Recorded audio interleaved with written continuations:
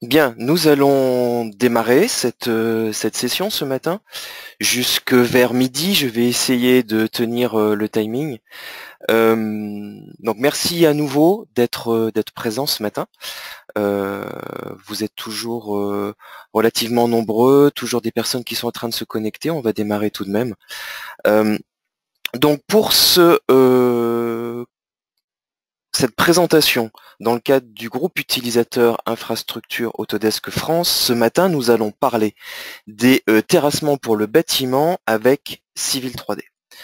Avant tout, nous utilisons donc GoToWebinar pour cette session. Par défaut, vos micros sont coupés. Vous êtes actuellement 40 à être connectés, donc on est malheureusement obligé de procéder comme ça. Sinon, c'est très compliqué d'avoir un son correct. Je vais essayer d'avoir une session de questions-réponses à la fin et pourquoi pas ouvrir les micros de certaines personnes qui désireraient intervenir, faire des remarques ou témoigner par rapport à la présentation. Je vais refaire un point sur le fonctionnement du groupe. Je l'avais déjà évoqué lors de la dernière session. Le groupe utilise une nouvelle plateforme qui s'appelle Meetup, qui est une plateforme dédiée à la gestion des user groups, qui simplifie la gestion des membres du groupe et notamment la diffusion des informations pour les événements tels que celui-ci. Donc la plupart d'entre vous qui êtes présents avec nous ce matin, vous vous êtes inscrits via l'événement qui était annoncé sur Meetup, c'est-à-dire que sur Meetup, j'ai mis en ligne le lien GoToWebinar pour s'inscrire ce matin. C'est pas le cas de la totalité, donc s'il vous plaît, si vous avez eu le lien GoToWebinar par un autre moyen, je l'ai aussi diffusé par mail pour certaines personnes, je vous demanderai de vous inscrire au groupe Meetup pour faire en sorte que Meetup devienne le seul channel, la seule voie de communication pour le user group infrastructure. Merci beaucoup. Lorsque vous inscrirez sur Meetup, pensez s'il vous plaît à vous présenter. Je pense que c'est important pour la totalité des membres du groupe de voir qui est présent et pourquoi les gens sont présents. Vous avez ici le cas de Philippe qui, alors je prends son exemple parce que il a particulièrement bien joué le jeu et il a rempli à la fois sa bio, c'est-à-dire sa présentation générale sur Meetup, mais il a aussi rempli son introduction sur le groupe utilisateur infrastructure. Alors, est-ce que vous pouvez être sur Meetup et vous présenter de façon légèrement différente dans différents groupes? Vous n'êtes pas obligé de n'être que dans le user group infrastructure Autodesk. Donc, s'il vous plaît, rajoutez quelques mots. C'est bien pour toute la communauté. Et puis aussi rajouter votre photo. C'est bien de savoir qui sont les gens avec qui on échange. Nous utilisons toujours un projet sur BIM 360 pour partager toutes les données qui sont utilisées dans les échanges du user group, les vidéos des sessions. Donc là, la session est en cours d'enregistrement et les supports que j'utilise ou qui sont utilisés par des membres du groupe qui présentent et également parfois des fichiers exemples ou des fichiers qui sont utilisés pour des démonstrations. C'est le cas ce matin, les fichiers Civil 3D que je vais utiliser seront mis à votre disposition sur BIM 360. Si vous n'avez pas encore accès au projet BIM 360 pour le groupe utilisateur, vous me contactez directement, soit via Meetup, soit par mon mail à vincent.fredon@autodesk.com. Le forum Autodesk privé qui avait été créé dans le cadre des forums Autodesk va vraisemblablement laisser sa place à Meetup puisqu'il y a très peu d'activités sur ce forum. Et je vous rappelle qu'il y a toujours le forum Autodesk Civil 3D et InfraWorks classique sur lequel il faut aller poster vos questions, vos remarques, vos demandes d'aide pour des workflows, pour des manipulations particulières, vous avez des difficultés pour installer un produit ou quoi que ce soit. N'hésitez pas à venir poser vos questions sur le forum. La communauté vous répondra. Et on va attaquer donc le cœur du sujet de ce matin, les terrassements pour les bâtiments avec Civil 3D. Alors qu'est-ce qu'on va voir ensemble? Déjà, comment insérer un modèle de bâtiment dans Civil 3D, le décapage du site. En général, on décape le site sur lequel on va terrasser pour construire le bâtiment. On va attaquer après les terrassements pour les décaissements, selon des phasages. On va traiter un bâtiment avec 2 niveaux de sous-sol. On va voir comment on peut aborder ça avec Civil 3D. On va aussi gérer une piste d'accès pour accéder au terrassement. On va décaisser quand même relativement profond, environ 7 ou 8 mètres de profondeur. Donc on va gérer une piste d'accès pour les engins de chantier. Puis après, on va terrasser les remblaiements au fur et à mesure que le bâtiment va s'élever. On va construire les murs du bâtiment, il va falloir terrasser, il va falloir remblayer pour remplir l'ouverture que l'on a réalisée dans le sol. Et puis on va voir comment on peut gérer les stockages de matériaux sur le site. Il va falloir qu'on stocke une partie de la terre végétale qui a été décapée, il va falloir qu'on stocke une partie des matériaux déblayés pour s'en servir de remblai au fur et à mesure que l'on va construire les niveaux de sous-sol du bâtiment. Le projet sur lequel on va faire cette démonstration, c'est l'image que vous avez ici, donc les 2 images qui viennent d'InfraWorks. Donc vous voyez, c'est ce bâtiment en U, donc ça c'est un modèle Revit de démonstration utilisé par Autodesk. Il est très intéressant parce qu'il est complet, il est très détaillé. C'est un modèle que l'on peut diffuser sans restriction. Il sera aussi mis à votre disposition dans les données sur le projet BIM 360 après la présentation de ce matin. Donc particularité, ce bâtiment comporte 2 niveaux de sous-sol et à l'intérieur, on propose dans le projet un jardin enterré sur les 2 niveaux de sous-sol, comme vous voyez sur l'image en bas à droite, avec un mur avec un mix d'enrochement et de végétalisation. Voilà, c'est une particularité du projet et ça va nous amener à un traitement particulier pour les terrassements de ce projet. On nous fournit un modèle Revit, c'est le modèle Revit dont je viens de vous parler, vous avez l'image à l'écran, il sera mis à votre disposition. J'ai demandé à mon collègue Stéphane Balmain de l'adapter et c'est lui qui a rajouté les 2 niveaux de sous-sol. Le modèle original n'a pas de niveau de sous-sol, mais je lui ai demandé, moi pour la démonstration, de rajouter des niveaux de sous-sol et vous voyez qu'il ne couvre pas la totalité du U. Vous voyez que sur la branche qui avance le plus, cette branche-là n'a qu'un seul niveau de sous-sol. On va voir comment on peut traiter ça dans les terrassements avec Civil 3D.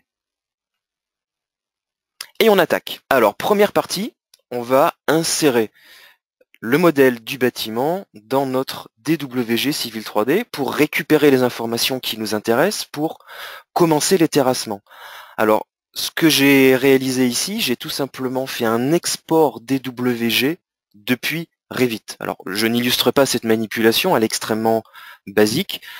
Particularité, le modèle Revit est géoréférencé, c'est-à-dire que le point de base est calé correctement avec des X et Y cohérents par rapport au système de coordonnées que l'on utilise pour le projet. Ici, c'est du CC45, du RGF 93 conique conforme CC45. Lorsque l'on fait cet export DWG, le fichier que l'on obtient, lorsque vous lorsque vous exportez le DWG, le DWG comprend l'information du système de coordonnées qui a été inséré dans Revit. Donc le DWG porte cette information de système de coordonnées, ce qui fait que lorsque vous mettez ce DWG en référence, ce qui est fait ici, vous devez voir mon écran, j'ai basculé sur mon Civil 3D qui était déjà ouvert. Vous voyez le modèle du DWG qui vient de Revit. Et qui s'est automatiquement calé correctement dans mon environnement civil 3D. Je vais vous montrer le système de coordonnées. Donc j'étais bien sûr dans mon DWG en CC45. J'ai eu aucune manipulation à faire. La référence externe du DWG qui viendrait vite s'est calée correctement. Donc ça, c'est un point très important. Il faut bien sûr que toutes vos conceptions, tous vos modèles soient calés de la même façon pour que vous n'ayez aucune manipulation à faire lors des échanges et que vous soyez tranquille avec ces calages relatifs.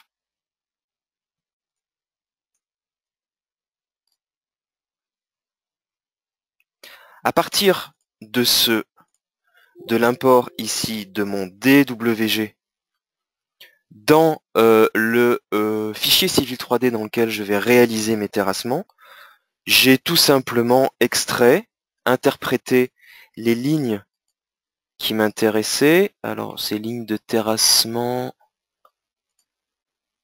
hop, je dois pouvoir les retrouver ici en zoomant. Voilà, celle-ci. Vous voyez, j'ai tout simplement fait un N-copy, hein, c'est commande clavier qui permet de copier des objets d'une XREF vers le DWG actif. Ici, ben, j'ai repéré les lignes qui correspondaient aux lignes maîtresses de la fondation que je suis censé construire, donc des terrassements que je dois réaliser, et j'ai fait un N-copy pour récupérer ces lignes dans mon DWG de travail, tout simplement. Après m'être assuré que tout ça était correctement géolocalisé. Et je travaille avec une topographie source. Alors là, j'ai toujours des difficultés à récupérer des vrais topos de géomètres. Donc là, ce que j'ai fait, j'ai récupéré la topographie d'InfraWorks. En fait, hein. J'ai généré un modèle InfraWorks et j'ai récupéré la triangulation du site existant et c'est ce qui me sert de topographie source. Bien sûr, en général, sur ce type de projet, vous avez une topographie un peu plus fine, plus spécifique au site sur lequel vous travaillez, mais ça change absolument rien aux manipulations qu'on va voir. Donc voilà pour le contexte général et comment on récupère les données du bâtiment dans Civil 3D. C'est une façon de faire. J'avance. On va attaquer la partie décapage. Alors, pour traiter du décapage du site, on a considéré ici un cas un petit peu particulier, c'est que on va demander à avoir des profondeurs de décapage différentes sur le même site. C'est-à-dire qu'on considère qu'il y a une reconnaissance de terrain qui nous dit il y a un gros écart de profondeur de terre végétale à décaper en plein sur le site sur lequel on est censé terrasser. Donc on va faire l'effort de, dans notre modélisation, de terrasser des profondeurs de décapage différentes. Donc vous voyez ici, j'ai une zone de décapage sur 15 cm. Et ici, il faudrait que je décape 35 cm. C'est-à-dire que si j'ai une épaisseur de matériau superficielle qui est plus importante à décaper par rapport à la partie nord. Et vous voyez ici, j'ai sur cette diagonale la polyligne que on me fournit comme limite dans mon approche pour le décapage. Alors, l'approche du décapage dans Civil 3D, il n'y a pas de fonctionnalité bouton à activer pour gérer par défaut le décapage. En revanche, c'est très simple de construire les surfaces qui sont les surfaces décapées par rapport à la surface topo initiale et de ne travailler qu'avec cette surface finale décapée. Le principe, c'est de jouer uniquement sur les copier-coller de surface dans Civil 3D. Et vous allez voir que cette manipulation de copier-coller de surface, c'est ce qu'on va retrouver tout au long des manipulations que l'on va faire dans Civil 3D. Vous voyez dans mon prospecteur, à gauche, j'ai créé un répertoire dans lequel je vais stocker toutes les surfaces Civil 3D intermédiaires qui me servent à construire ma surface décapée, qui deviendra ma surface de référence pour mes terrassements. Alors, rapidement, le principe de la manipulation, c'est qu'à partir de la surface initiale, j'ai généré une surface que j'ai appelée topo décapé moins 0,15.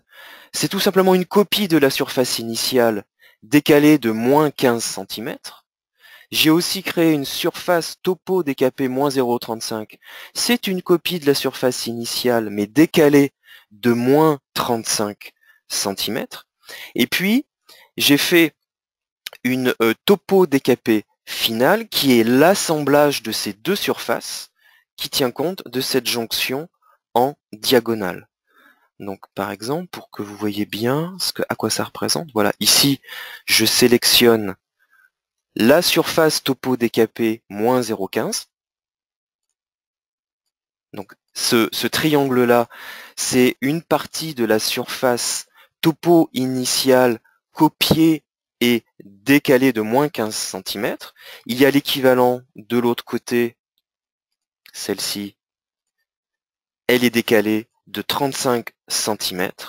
Et l'assemblage, donc c'est celle-ci, vous voyez, c'est mes deux portions de surface avec des profondeurs différentes et la jonction, je vais essayer de faire un zoom sur la jonction, vous allez voir qu'il y a une légère différence, voilà, on voit ici qu'il y a une légère différence d'altitude qui me permet d'avoir ici une topo décapée très détaillée en tenant compte des contraintes du site.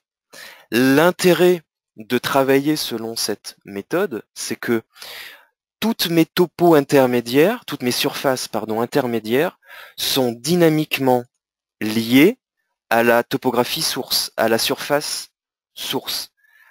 C'est-à-dire que elles sont toutes en mode reconstruction automatique. Et si quelque chose change dans la topographie source, qui est celle-ci, que je vais vous rafficher en triangle vert par exemple. Voilà. Si quelque chose change dans cette surface-là, qui est la source de tout dans mes manipulations civiles 3D, ces changements sont automatiquement, dynamiquement répercutés sur toutes les entités qui sont construites à partir de cet objet. Donc c'est vraiment important de construire les entités dépendantes les unes des autres et d'avoir cette hiérarchie structurée des objets par rapport aux objets sources dans le dessin civil 3D. Bon, je peux la laisser, c'est pas très grave. Voilà le principe pour cette surface décapée. Je vais l'enlever. Non, c'est pas ce que je voulais faire. Je vais la désafficher, mode périmètre. Et vous voyez que j'ai rajouté un périmètre parce que je ne veux pas systématiquement visualiser la totalité de cette surface. Je veux me concentrer sur le site de mon projet, donc j'ai délimité la triangulation des deux sous-surfaces décapées à moins 15 et à moins 35 sur le site du projet. Le site du projet, c'est-à-dire à peu près autour de ma parcelle. Cet objet-là, c'est la parcelle foncière sur laquelle je travaille. Donc c'est toujours intéressant de l'avoir en référence externe pour m'assurer que je déborde pas de ce site-là. Et les calculs de volume de décapage sont réalisés sur ce pourtour ici. Ces volumes, j'y ai accès tout simplement en ouvrant ce qu'on appelle le tableau de bord des volumes qui vous renvoie dynamiquement, automatiquement, tous les volumes que vous pouvez générer à partir de l'analyse comparative de deux surfaces. Dès que vous avez deux surfaces dans Civil 3D, vous pouvez demander à Civil 3D quel volume j'ai de déblai remblai entre ces deux surfaces, quelles que soient ces surfaces. Donc c'est juste à vous de désigner les deux surfaces à analyser. Automatiquement, Civil va vous renvoyer ces volumes de surface. Ici, vous voyez que j'ai une sous-entité de volume. Tout simplement, ça correspond à la délimitation apportée par ce contour ici qui apparaît en surbrillance rouge.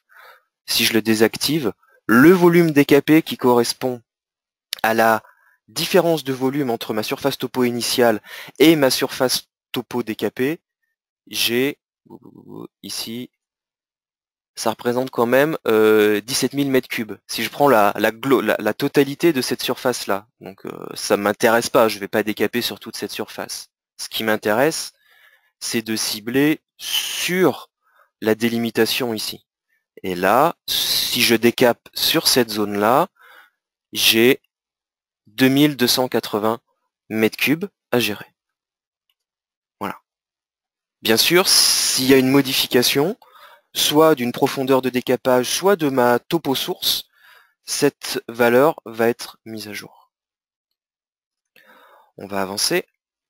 L'étape suivante, après avoir géré le décapage, on va commencer le terrassement de la première phase, c'est-à-dire qu'on va faire le décaissement du niveau -1. Je vous rappelle qu'on aura deux niveaux à gérer, un niveau -1, un niveau -2. Alors, je vais fermer au fur et à mesure mes dessins Civil 3D pour pas avoir, parce que sinon à la fin je vais avoir trop d'onglets ouverts. Ça va être difficile à gérer. Donc je ferme les dessins Civil 3D que j'avais ouverts. Et je vais rouvrir DWG 30, 33. Je vais prendre celui-ci.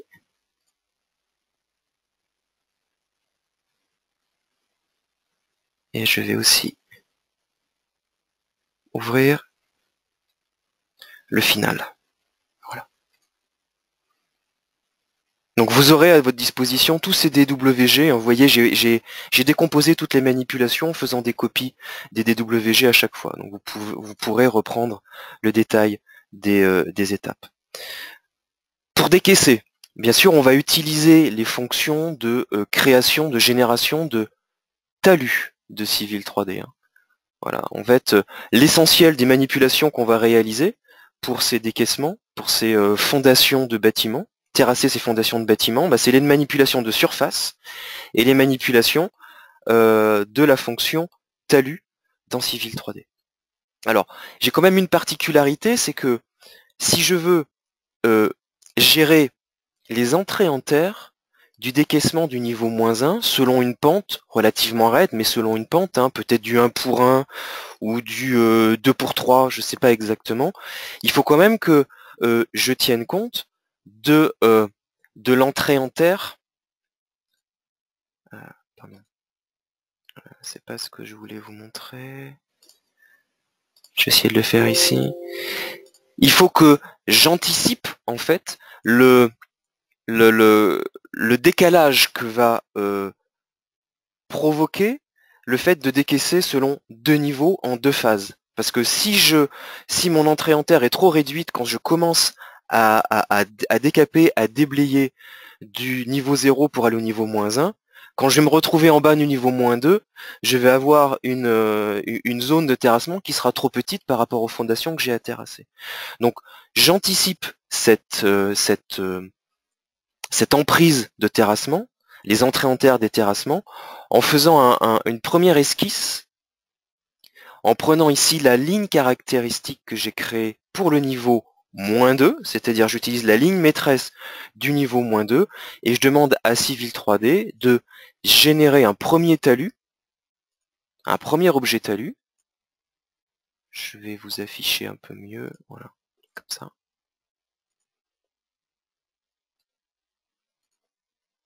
Celui-ci. Donc voilà, ici je pars, ça c'est le niveau, la ligne maîtresse du niveau -2. Je demande à Civil 3D de générer les talus pour arriver au niveau 0, au niveau de la surface décapée, et ça me permettra de travailler pour partir du niveau 0 pour aller au niveau -1 avec une emprise, une entrée en terre qui est correctement calée pour retomber sur mes pieds quand j'arriverai au niveau -2. Voilà, c'est une petite gymnastique, mais c'est super simple à faire avec Civil 3D, chose que je commence en partant du bas pour remonter, et après je descendrai progressivement du haut vers le bas en deux étapes. Moi, j'espère que je suis assez clair dans mes explications. Donc, j'ai fait ce petit exercice, et je génère ensuite le talus de la topo du niveau 0 vers le niveau -1. Donc vous voyez, c'est ce talus. Hop là, je voulais juste le talus. Voilà. Voilà, juste cet objet talus, hein. Un objet talus dans Civil 3D, c'est juste cet objet-là. Hein. C'est ce que vous voyez ici à l'écran. Je vais dézoomer un petit peu, voilà. Voilà. Donc ça, c'est uniquement du niveau 0, donc la surface décapée, vers le niveau -1. C'est donc un peu moins, c'est moins profond que ce que l'on a vu précédemment, qui était du niveau -2 vers le niveau 0. Je demande à Civil 3D de générer les surfaces, c'est-à-dire de générer une triangulation qui s'appuie sur ce talus de déblai. Et j'ai aussi, pour gérer ces nouvelles surfaces qui correspondent à ce décaissement, à ce nouveau talus, créé un répertoire dans ma rubrique surface dans mon prospecteur qui me permet de stocker ici toutes les surfaces de terrassement correspondant au niveau -1. Ça, ces répertoires de surface sont extrêmement pratiques pour vous y retrouver. Dans ce type d'exercice, vous allez voir qu'à la fin, on a facilement une vingtaine de surfaces à manipuler, entre les surfaces intermédiaires que l'on imbrique et les surfaces finales avec lesquelles on souhaite travailler.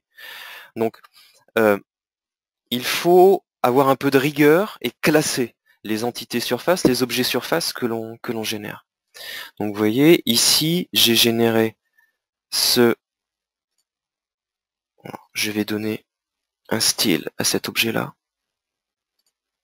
pour qu'on le voit un peu mieux, en orange. Voilà, je la sélectionne, et visualiser. Voilà, donc ça, c'est la visualisation du décaissement de la surface décapée vers le niveau -1, mais par rapport à la surface Civil 3D qui était générée en s'appuyant sur le talus créé pour le décaissement. Donc là, j'ai exactement la forme que je dois réaliser avec mes engins de chantier en remblaiement. Et puis, j'ai assemblé cette surface avec la surface topo décapée du site pour obtenir un objet global sur le site qui me permet de m'appuyer sur cet objet-là pour continuer les phases suivantes, pour avancer vers les phases suivantes, qui me permet de disposer pas uniquement de la zone de décaissement, de déblaiement, mais aussi de son environnement immédiat pour pouvoir m'appuyer dessus pour toutes les autres manipulations que je voudrais faire sur le secteur. Donc ça, c'est la surface finale qui correspond à ma première phase de décaissement, de déblaiement. Pour l'approche des volumes qui correspondent à ce décaissement, j'ai généré ce qu'on appelle une surface différentielle dans Civil 3D. Alors, générer cette surface différentielle, ça se fait automatiquement lorsque vous utiliserez le tableau de bord des volumes, ici. Terrassement, lorsque vous créez une nouvelle entrée avec ce bouton, je fais rapidement mais je ne vais pas faire la manipulation, vous voyez automatiquement, Civil 3D vous demande de créer une surface triangulée différentielle, en désignant les deux surfaces que vous souhaitez comparer pour obtenir un résultat de volume. Et bien, cette surface-là, c'est ce que vous retrouvez ici dans le prospecteur, tout simplement. Et ici, je vois que le terrassement du niveau -1, c'est 6897 mètres cubes. Ça représente le volume que j'ai à extraire correspondant à cette phase de terrassement. On continue. On va gérer une piste d'accès. Parce que là, c'est bien ce que j'ai montré, mais les engins de chantier, il va falloir qu'ils rentrent et qu'ils sortent du déblai, de la zone qu'on va terrasser. Alors, on peut rajouter cette piste en manipulant des lignes caractéristiques et en restant dans la notion de talus Civil 3D. Personnellement, j'aime pas trop cette approche. Elle n'est pas très simple à mettre en œuvre, surtout si vous voulez avoir une gestion relativement fine de votre piste par rapport à la pente. Et si vous voulez être en mesure de modifier facilement, à tout moment, cette piste. Ce que je vous propose ici, ce que je voudrais qu'on voit ensemble, c'est... Alors, je vais refermer ces dessins. C'est de créer la piste avec un projet 3D. Puisque c'est une fonction qui existe dans Civil, qui est assez simple à mettre en œuvre. Voilà, la piste.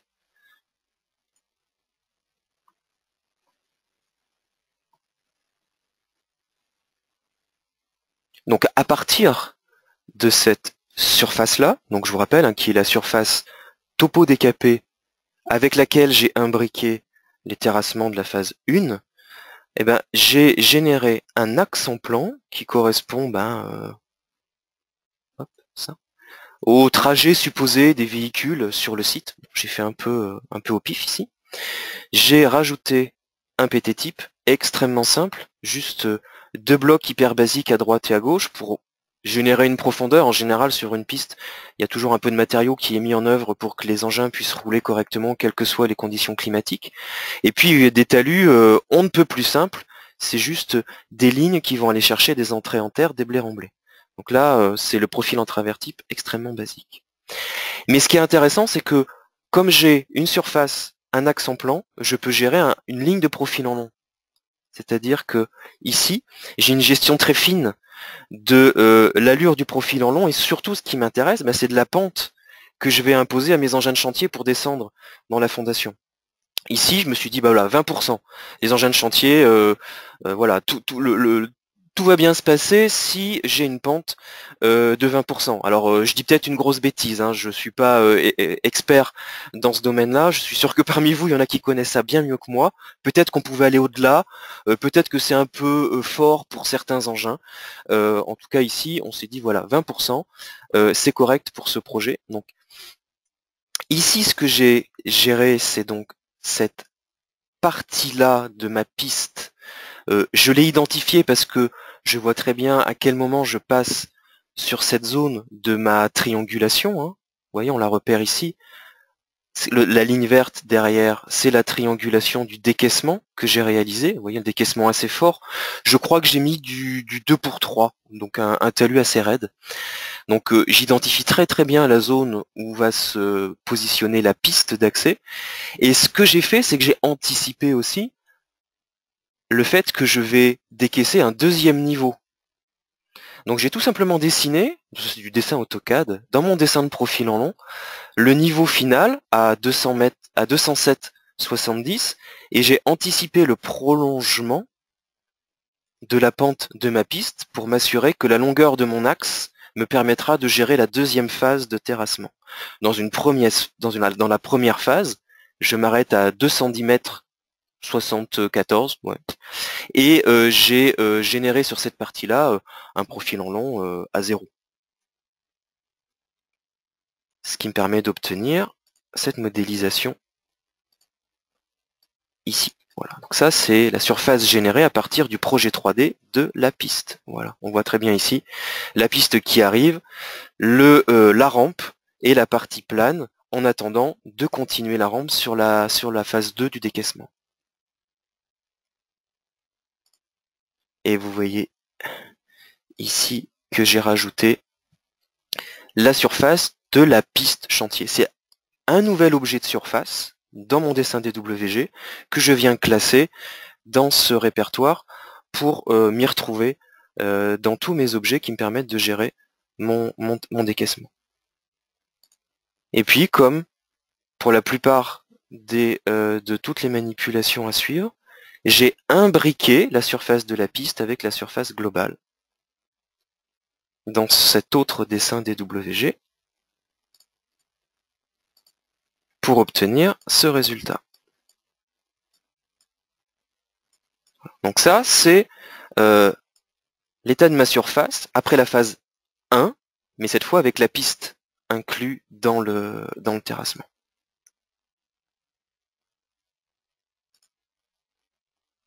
On continue?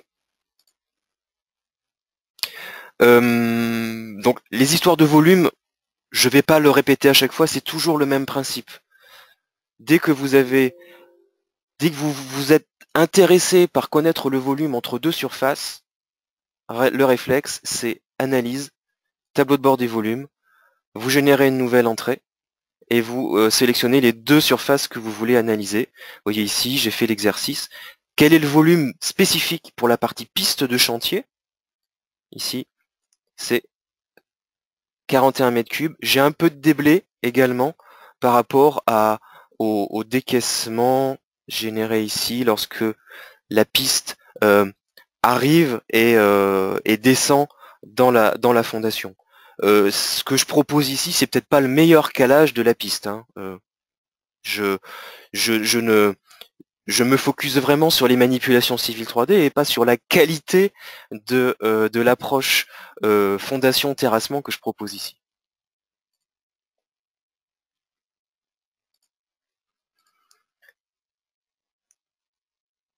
Ici, je fais également référence à les discussions que l'on a eues lors du dernier échange du user group autour de véhicule tracking qui permet sur une approche, une piste comme ça, de contrôler l'épure de gyration d'un véhicule. Donc ici, ce qui est faisable facilement, puisqu'on a un axe en plan, un profil en long et une surface générale, c'est de tester le passage d'un engin de chantier avec un gabarit un peu particulier, un semi-remorque, n'importe quel type d'engin qui serait un petit peu hors norme, et s'assurer que la géométrie de la piste que l'on propose, en axe en plan et en profil en long, est correcte par rapport au gabarit du véhicule que l'on souhaite utiliser sur ce chantier. Donc je ne reviens pas sur cette approche.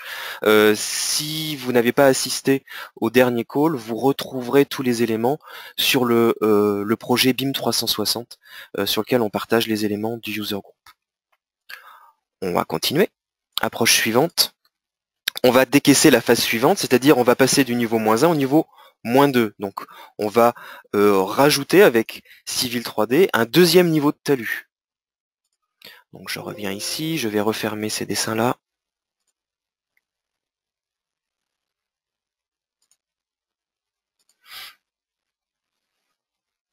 Et on va regarder comment on peut gérer la deuxième phase. Niveau -2 ici. Ouais, on va voir celui-ci.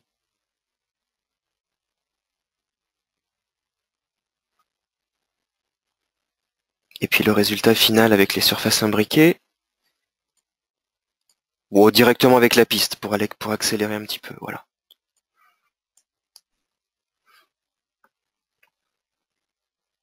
Alors, le première chose à faire, c'est donc rajouter le décaissement. C'est celui-ci. Visualiseur. Donc ça, c'est le décaissement pour passer du niveau -1 au niveau -2. Donc, à nouveau, j'utilise l'outil talus de Civil 3D, je lui précise de quel point à quel point je veux générer ce talus, et sur ce talus, je demande à Civil 3D de générer une triangulation pour obtenir cette surface. Ça, c'est un objet surface que je visualise. Okay. Bien sûr, je vais modifier le profil en long de la piste, puisque ici, alors là, j'ai pas encore fait l'imbrication. Pardon, je vais vous le montrer ici. Voilà. Je pense que ce sera plus à... Non. Voilà. Donc ici, vous voyez, la ligne de profil en long, ici, elle est modifiée. Hein, parce que bien sûr, pour aller de la topo ou topo décapé jusqu'au niveau -2, il faut prolonger la piste d'accès. Donc ici, sur cette surface, vous allez retrouver l'imbrication de plusieurs objets.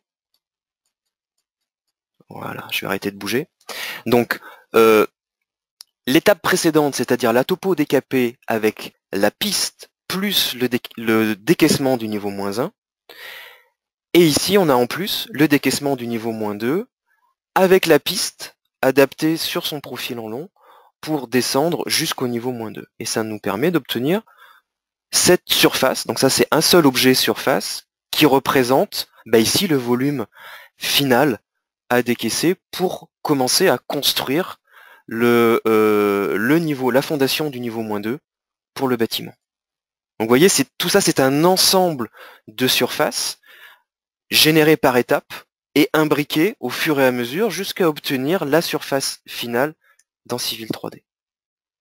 Hein, si je vous remontre ici, vous voyez, j'ai toute une série de répertoires, donc topo décapé, terrassement du niveau -1, après les terrassements pour aller jusqu'au niveau -2, et donc cette fameuse surface finale, c'est celle-ci. Donc, vous voyez, j'ai essayé de mettre des noms explicites. On peut faire des noms à rallonge dans Civil 3D. Ici, c'est assez pratique. Hein. Imaginez, si on est plusieurs à travailler sur le même projet, ça devient vite compliqué si je veux que mes collègues comprennent ce que j'ai fait et s'y retrouvent. Il faut essayer d'être le plus explicite possible. Pour les volumes, c'est toujours la même approche. Alors ici, vous voyez, j'ai un volume qui est indiqué comme obsolète. C'est parce qu'en fait, j'ai fait des modifications et Civil 3D reconnaît qu'il y a une surface qui est en attente de reconstruction. Donc reconstruire cette surface différentielle qui correspond au volume de la piste pour la phase 2. Donc le fait de reconstruire cette surface régénère un résultat de volume automatiquement, et je sais que pour cette phase 2, le volume de la piste passe à 143 m3 de déblai, 264 m3 de remblai, à intégrer au volume déblai globaux.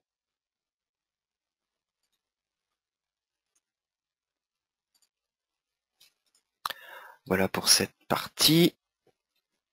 L'adaptation de la piste, je viens de vous en parler, hein, vous avez vu, une fois qu'elle est calée en axe en plan et en profil en long, et c'est pour ça que c'est intéressant d'avoir le profil en long, c'est beaucoup plus simple d'adapter le profil en long si vous l'avez pré-pensé, préconçu sur la phase 1. C'est 3 fois rien à faire pour la phase 2, pour descendre d'un niveau. Alors je vois, il y a une question, surface imbriquée, tu utilises la fonction coller les surfaces, c'est tout à fait ça. C'est vrai que je suis passé un peu vite sur cette fonctionnalité-là. Pour ceux d'entre vous qui ne seraient pas très familiers, je vous montre rapidement. Pour créer une nouvelle surface qui est l'imbrication de 2 surfaces existantes, le principe c'est je crée une nouvelle surface Civil 3D, je lui donne un nom, exemple, ici, ok. J'obtiens un nouvel objet surface et je vais dans sa définition, dans la partie modification, lui dire que je colle la définition d'une surface préexistante. Et là, vous voyez, j'ai à ma disposition toutes les surfaces que j'ai conçues dans ce projet. Alors ici, je vais prendre par exemple, alors je vais essayer de faire quelque chose de réaliste. Alors faut que je m'y retrouve. Dans ces noms, je vais lui dire terrassement. Je cherche mes topo décapé. Voilà, topo décapé, terrassement -1. Ok. Donc là, la surface exemple devient l'image de la surface terrassement décapé, topo décapé et terrassement -1. Et puis si je veux rajouter, imbriquer une autre surface, je fais exactement la même manipulation, modification, coller, et je choisis une deuxième surface. Ici je vais mettre terrassement -2. Et vous voyez, c'est instantané, et Civil 3D gère automatiquement les limites et régénère les triangles avec les imbrications correctes. En revanche, il faut essayer d'être logique dans l'ordre des surfaces. Il faut d'abord utiliser la surface principale et après lui rajouter une surface secondaire. Parfois, vous pouvez avoir des résultats différents selon l'ordre des surfaces que vous désignez pour l'imbrication. Et ici, si on regarde le résultat de ça,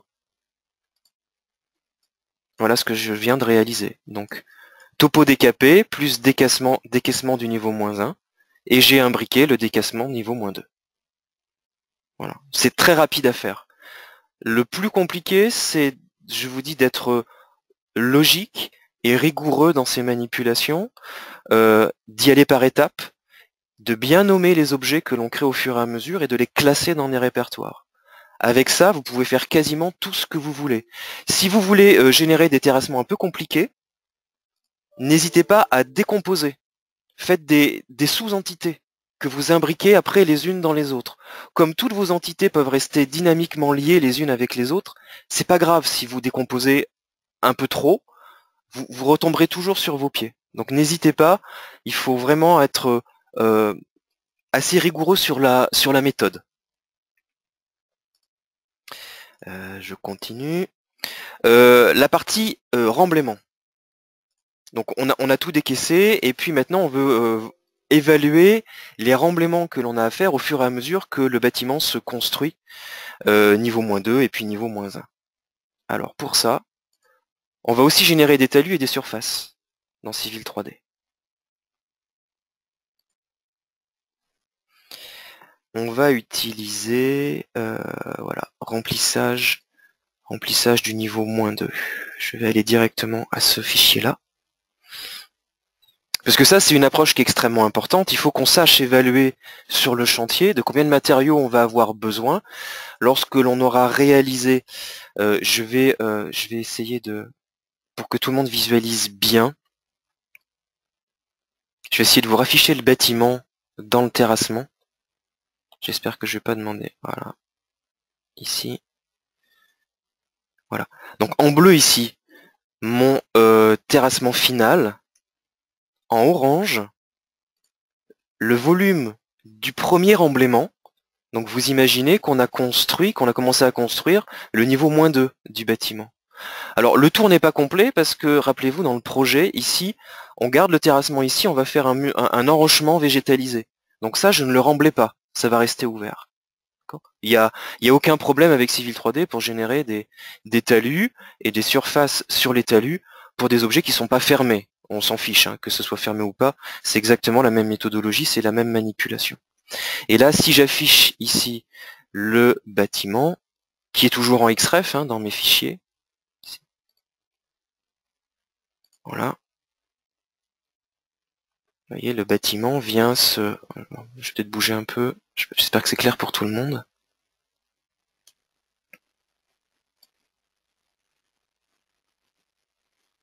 Je vais essayer de faire une vue ici, voilà, comme ça. Je zoome un peu. Donc vous voyez, je suis en filaire, mais on voit quand même. Donc le volume orange qui correspond au remblaiement du premier niveau construit du bâtiment par rapport à la première fondation. Ok. Alors particularité avec ce volume-là, ça peut être intéressant de générer un solide 3D, c'est-à-dire cet objet-là. Alors, dans Civil 3D, sur la volumétrie, il y a pas de différence, hein, que ce soit le talus, la surface ou le solide 3D. En revanche, le solide 3D, il peut être plus facile à manipuler après sur d'autres solutions. Sur Navisworks, par exemple, si vous voulez faire du phasage de chantier Navisworks, le solide 3D va être plus intéressant à manipuler que son équivalent en termes de surface.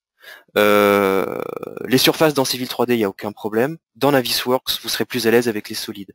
Et puis il y a un autre intérêt, c'est que ce solide 3D, ça va vous permettre assez facilement d'accéder à son volume. Vous voyez, je sais que il fait 590 mètres cubes.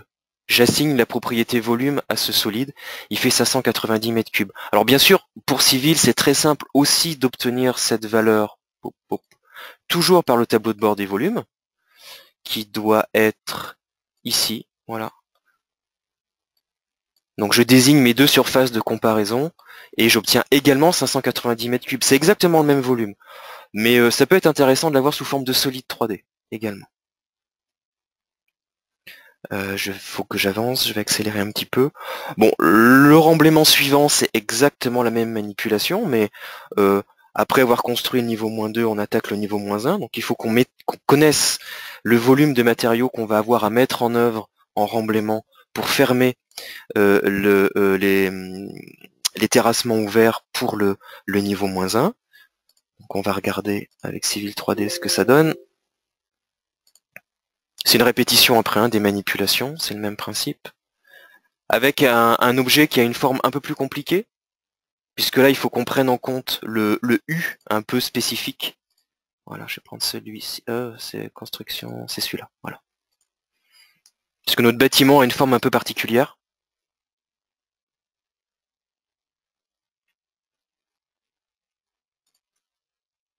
Ici, je vais essayez d'afficher les deux solides, celui-ci et celui-là. Voilà. Voilà. Donc ici vous avez les deux entités séparées. Vous voyez, le deuxième est un peu plus compliqué, mais pas de difficulté particulière pour modéliser ce type de volume avec Civil 3D. Et à nouveau, ce qui est intéressant, c'est que je vais pouvoir avoir tout de suite, pardon, c'est pas ce que je voulais, ces propriétés. Le volume qui correspond. Celui-ci, c'est 1110 mètres cubes. Donc c'est des matériaux qu'il faut que j'ai à ma disposition, stockés sur le site, pour avancer. Il y a une question à propos de la notion de site, lorsque l'on a plusieurs pistes et talus qui se croisent. Très bonne question, la notion de site dans Civil 3D, qui est assez peu intuitive. Civil 3D, d'une manière générale, c'est très intuitif. Mais là, j'avoue que sur la notion de site, c'est pas très intuitif. C'est pas une notion de site géographique, c'est une notion de site au sens, les entités que vous allez générer dans un même site vont se reconnaître les unes les autres, et lorsqu'elles vont se croiser, alors les entités, ça peut être des lignes caractéristiques, des axes en plan, elles vont, au niveau des intersections, générer un point commun.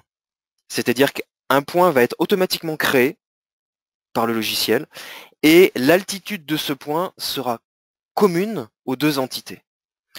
Personnellement, et vous le voyez ici, je vous le montre, j'ai tout généré dans des sites différents parce que je ne voulais aucune interaction entre mes différentes phases. Toutes les lignes caractéristiques, tout ce que j'ai créé pour chaque phase de mon terrassement, je voulais qu'ils soient tous indépendants les uns des autres. Donc j'ai bien fait l'effort de générer un site dédié à chaque fois. Si j'ouvre par exemple ce site-là, vous voyez que toutes mes lignes caractéristiques, bah ici j'en ai qu'une, et les talus également, générés, sont dans des sites dédiés à chaque fois. Cette notion de site et d'interaction des entités au sein d'un même site, personnellement je la trouve un peu compliquée à gérer, puisque l'automatisme d'interaction des objets, à mon sens, ne simplifie vraiment pas ce type d'approche. Alors je dis pas que dans tous les cas de figure c'est vrai, mais en tout cas je pense que pour l'illustration là qu'on voit ensemble aujourd'hui, un terrassement de fondation de bâtiment, je pense qu'il faut vraiment faire l'effort de gérer des sites différents. Vous pouvez aussi ne pas utiliser la notion de site et créer des entités, par exemple, attendez, je vous montre, vous pouvez très bien créer des lignes caractéristiques dans site aucun. C'est-à-dire que c'est comme si vous désactiviez la notion de site. Il n'y a aucun problème. Et vous n'avez plus de la notion de site à gérer. Ça, c'est arrivé assez récemment, donc moi j'applique toujours les habitudes que j'ai prises de générer toutes mes entités dans des sites distincts. Voilà. Je vais essayer de terminer rapidement. Je vois qu'il y a une autre question, mais je voudrais quand même parcourir ce que j'avais prévu de vous montrer. Les stockages de matériaux, ça va aller assez vite, hein, parce que c'est assez basique avec Civil 3D. Générer des talus ponctuels pour des matériaux que l'on stocke sur le site. Vous allez voir, je vais directement aller sur le dernier dessin, DWG, le dernier fichier DWG. Comme à chaque fois j'ai suivi les volumes, chaque étape, j'ai suivi les volumes que je manipulais, les volumes que je déblayais, les volumes de remblai que j'avais à remettre en œuvre, ben je sais tout à fait où j'en suis sur les volumes que j'ai à stocker sur le site, les volumes que je dois évacuer du site, à les mettre en décharge, d'éventuels volumes de matériaux que je devrais faire venir de l'extérieur parce que ceux que j'avais sur place n'avaient pas les bonnes caractéristiques, etc. Donc ça c'est toute la cuisine dont vous avez l'habitude. Ah ben, c'est très simple avec Civil 3D de dessiner des lignes caractéristiques sur le site, de demander de les caler en altimétrie en utilisant l'éditeur d'altitude des lignes caractéristiques, de demander des pentes de talus spécifiques pour générer... Ah, alors j'ai pas pris la pente, voilà, il faut que je prenne les deux talus, c'est-à-dire cet objet-là et cet objet-là. Voilà, pour générer ce type d'objet. Donc là, j'ai géré cette volumétrie. Alors, ce qui va être très intéressant aussi, c'est que, comme pour tout le reste, analyse, c'est quoi le volume ici? Je l'ai pas, je l'ai pas généré. Alors, je l'ai peut-être fait ici. Volume stockage remblai niveau -2, je dois l'avoir ici. Une autre approche, outil de volume de talus, qui vous permet d'aller directement afficher les volumes des blés remblais qui correspondent à des talus cette fois, à des talus gérés par des groupes. Donc ici, je sais que dans le groupe de talus qui s'appelle stockage remblai niveau -2, c'est-à-dire ce que je souhaite stocker sur le site qui correspondra au remblai du niveau -2, je sais que instantanément, en interrogeant le groupe de talus, j'ai ici 600 mètres cubes de remblai. Particularité de cette approche, ici, la ligne caractéristique maîtresse, c'est-à-dire que celle que moi j'ai générée, celle que je maîtrise, c'est celle du bas, c'est celle de l'entrée en terre. Et je lui ai demandé de générer le talus en montant et en allant à une certaine altitude. C'est une façon de générer des talus. Je vais vous le montrer ici. Si je lance l'éditeur de talus sur ce talus-là, je lui ai demandé à partir de la ligne entrée en terre, donc c'est une ligne qui est plaquée sur la surface topo décapée, je lui ai demandé de générer un talus qui monte à une altitude relative de 3,50 m selon une pente de 1 pour 1. Et donc ça me permet d'obtenir un volume de un peu plus de 600 mètres cubes. Si à n'importe quel moment je modifie par exemple ici la hauteur, je dis en fait non 3,50 m, je peux pas aller jusqu'à 3,50 m. Pardon, voilà. Ici, c'est juste 3 mètres. Je relance ça. Vous voyez que tout ça, ça vient de se mettre à jour. Hein. Les talus, la surface triangulée générée sur le talus est mise à jour. Et l'outil de volume de talus me renvoie une nouvelle valeur. Donc tout ça, c'est dynamique et c'est instantané. Une autre approche, c'est de partir du haut pour aller vers le bas. Ici, par exemple, un autre stockage de matériaux. Ma ligne caractéristique, c'est le haut du talus, et là je lui ai demandé une approche talus plus classique, c'est-à-dire je lui ai demandé de générer depuis cette ligne caractéristique un talus qui cible la surface, et puis j'évalue le volume qui correspond à ce talus-là. Et ici par exemple, si je lui demande outil de volume de talus pour ce groupe, ici je stocke, ah oui je me suis trompé tout à l'heure, ce que je vous affichais c'était, excusez-moi, c'était ce volume de talus, c'est pas très grave, vous avez compris le principe. Particularité ici, avec ce stockage là, c'est que si on me demande de stocker non pas 600 mètres cubes, mais 650, c'est très facile de forcer cette requête.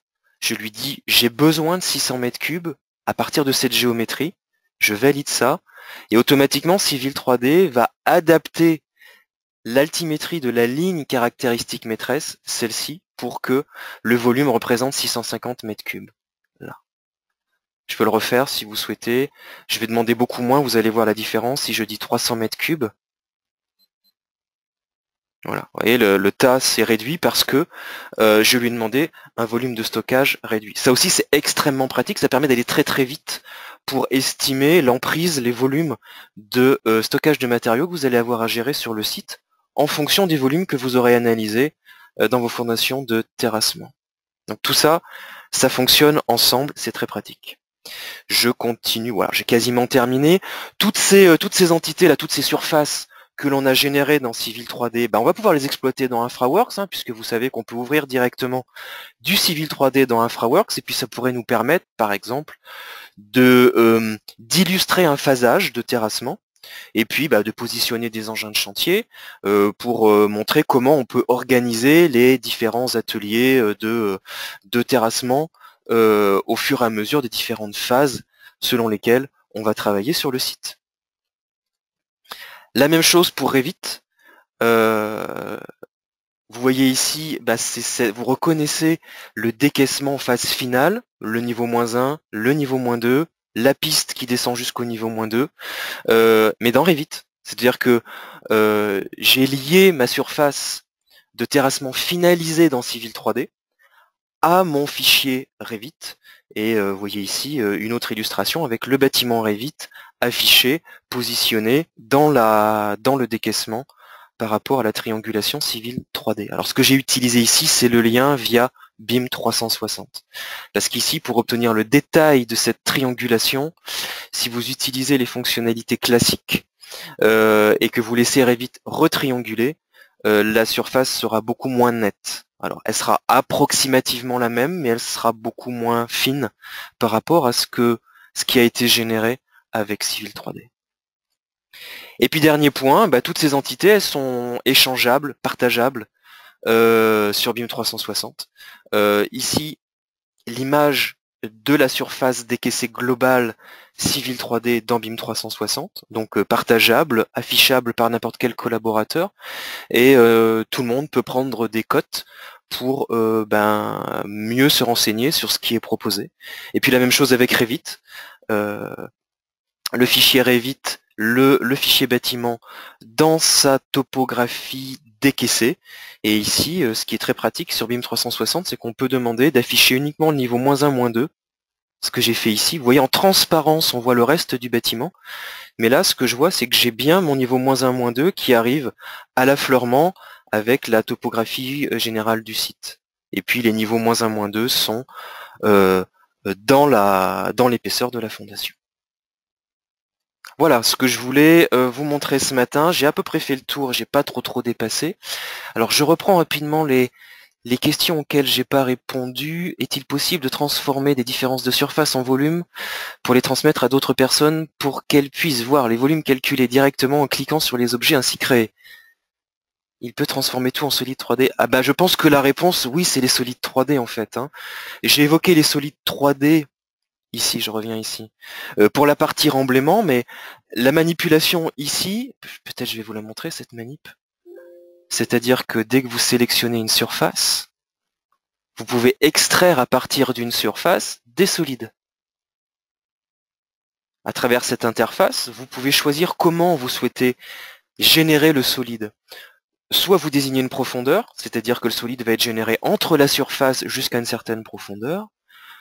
Vous désignez une altitude fixe, vous allez obtenir comme un bloc diagramme si vous voulez, ou vous demandez un solide 3D entre deux surfaces. C'est ce que j'ai utilisé tout à l'heure quand je vous disais que le solide 3D pour les remblaiements me permettait d'avoir le volume de ces solides 3D, donc le volume des remblaiements. Et à partir de ça, vous générez n'importe quel solide 3D pour n'importe quelle surface Civil 3D. Je pense que c'est la réponse à la question. Et ça, c'est du solide 3D générique, donc vous pouvez en faire beaucoup de choses. Vous pouvez l'envoyer, le diffuser à qui vous souhaitez. Par contre, attention, faites bien, oui, il faut que j'aille jusqu'au bout des choses. Faites bien la manipulation d'attacher à la valeur de volume. Je reprends les propriétés ici. Voilà, dans les données étendues, si ici j'arrive à lire que ce solide 3D fait 1110 m3, c'est parce que j'ai attaché des attributs avec les jeux de propriétés. Il faut utiliser les jeux de propriétés. Je fais la manipulation ici rapidement. Je l'enlève. Voilà, ici je l'ai enlevé. Alors, j'ai un solide 3D et je veux lui attacher l'attribut volume. Il faut que je sélectionne le solide 3D. Je vais dans ses propriétés. Données étendues. Par défaut, elles n'y sont pas. C'est à moi de faire cette manipulation. Donc je vais cliquer sur l'icône ici en bas pour rajouter des données étendues. Par défaut, dans Civil 3D, vous avez 3 jeux de propriétés prédéfinis. Il suffit de les rajouter, tous les 3. Vous ne posez pas de questions et le volume vient tout seul. Ouais, c'est très simple. Donc vous pouvez faire ça par groupe. Si vous générez 50 solides, vous sélectionnez vos 50 solides et vous ajoutez les propriétés. Une étiquette dynamique du volume. Bonne question. Je l'ai jamais vu. Je dirais pas qu'on peut pas le faire. Mais là, je vois pas comment aujourd'hui là. C'est Eric qui pose la question. Honnêtement, là je sais pas répondre. Ce serait intéressant, je sais pas répondre. Par quelle méthode le lien via 360 est plus net qu'un lien direct dans Revit? Alors je comprends pas trop la question, je pense que c'est plutôt pourquoi le lien via BIM 360 permet un meilleur résultat. C'est parce que si vous utilisez le lien via BIM 360, Revit ne retriangule pas, c'est-à-dire que Revit ne cherche pas à interpréter les données topographiques, mais il ne fait que se contenter d'intégrer l'image de la surface civile 3D en tant que topo Revit, et c'est tout. Alors que par les autres méthodes, toutes les autres méthodes que vous allez pouvoir trouver, Revit va réinterpréter les sommets des triangles et va retrianguler avec son moteur de triangulation, qui n'est pas aussi performant que celui de Civil 3D. Donc le résultat est moins bon. Alors, il y a des contournements, on peut rajouter, densifier les points sur les lignes de rupture, hein, c'est des choses qu'on a déjà proposées, et ça fonctionne, hein, mais ça fait des manipulations supplémentaires, alors que le lien BIM 360 est juste un lien dynamique avec la plateforme collaborative. Pour Revit, l'intégration d'un solide 3D marche bien pour éviter BIM 360. Ok, bonne remarque, et qui va dans le sens de la création de solides 3D au fur et à mesure que l'on génère les surfaces. Ok, merci beaucoup, c'est Igor qui fait cette remarque. Merci pour la démo, merci, c'est gentil. Peut-on utiliser Dynamo pour réaliser ces manipulations? Bah, génération du volume 3D et attachement des jeux de propriété. Très certainement, mais comme je ne l'ai pas testé, je ne l'ai pas vu, je peux pas dire oui à 100%. Mais très certainement que la Dynamo peut être intéressant pour automatiser ça, puisque c'est le but de Dynamo. Il faudrait juste s'assurer que dans les nœuds Dynamo pour Civil 3D, on a accès aux fonctionnalités dont on a besoin pour les manipulations qu'on a vues ce matin.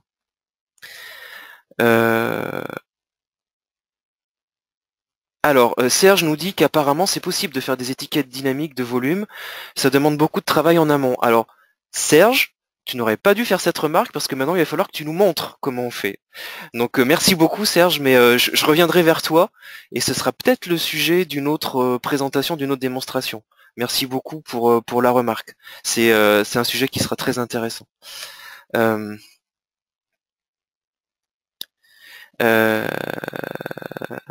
Ok. C'est impossible d'envoyer notre terrassement via Revit. Ben si, c'est possible. On l'a évoqué, il y a plusieurs solutions, des solutions basiques, classiques, qui demandent, pour avoir une belle image dans Revit, un peu de travail supplémentaire sur l'objet surface, ou alors directement d'utiliser BIM 360. Mais si, bien sûr, c'est possible, puisque sinon, je n'aurais pas pu avoir cette image-là. Je vous rappelle que cette image-là, à l'écran, je la mets en plus grand, ça, c'est bien une capture d'écran, de Revit, avec la surface topographique qui vient de Civil 3D. Hein. Donc bien sûr, c'est possible d'avoir ça dans Revit, et c'est important pour faire. Il y a beaucoup de plans de phasage qui sont faits comment on appelle ça, des plans de les pics. Ça y est, j'ai un gros trou de mémoire qui sont réalisés dans Revit. Donc bien sûr qu'on peut le faire. Ok. Bon ben voilà, je crois qu'on a fait le tour. Merci beaucoup, merci infiniment à tous d'être restés jusqu'à 12h10. Donc je vous rappelle, la session est enregistrée et je vais tout mettre à disposition sur le projet BIM 360. Je vais remettre un message sur Meetup pour récapituler tout ça et je vous rappelle, s'il vous plaît, inscrivez-vous au groupe sur Meetup, ça simplifie énormément pour moi la communication et la gestion du groupe utilisateur. Merci à tous, je vous souhaite une très bonne journée et à très bientôt. Merci, au revoir.